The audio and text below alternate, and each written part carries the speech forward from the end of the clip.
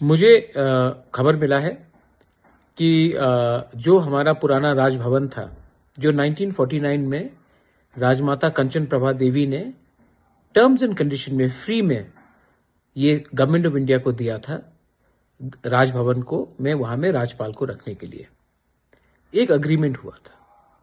उसके बाद जब आईपीएफटी और बीजेपी का गवर्नमेंट आया तो बात चला कि वहां में एक महाराजा के नाम में एक पब्लिक लाइब्रेरी होना चाहिए, जहां में हमारा त्रिपुरा का, हमारा तिपरासा का कल्चर, कस्टम, हमारा इतिहास को दिखाया जाएगा।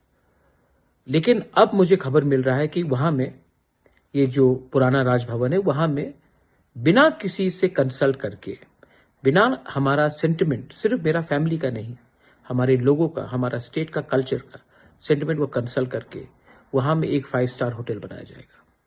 सब चीज पैसे के लिए नहीं हो सकता है, सब चीज प्रॉफिट के लिए नहीं हो सकता है।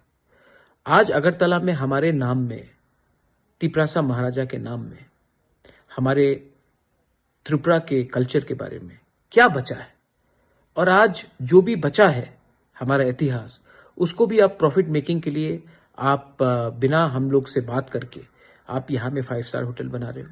आई कंप्लीटली अपोज इट, और मैं गवर्नमेंट को बोल रहा हूं कि please rethink on this decision, क्योंकि वरना हमें रास्ते में निकलना पड़ेगा और हमें अपोज करना पड़ेगा।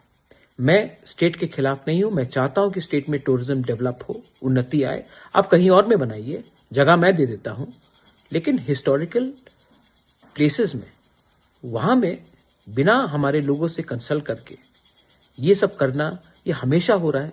ये पहले भी हुआ, हमारे ऐतिहासिक जगह का नाम को बदल दिया गया, उनके स्टेटस को बदल दिया गया। आप ये कब तक करोगे? ये गलत बात है, एंड इसको मैं एकदम एक्सेप्ट करने वाला नहीं हूं। आई अर्ज everyone in Tripura, of all communities, people who have respect and knowledge of history and our culture, to oppose such moves. Not everything is made for money. Not everything is done for profit. There is something called heritage of the place. And I oppose this project by the government of Tripura.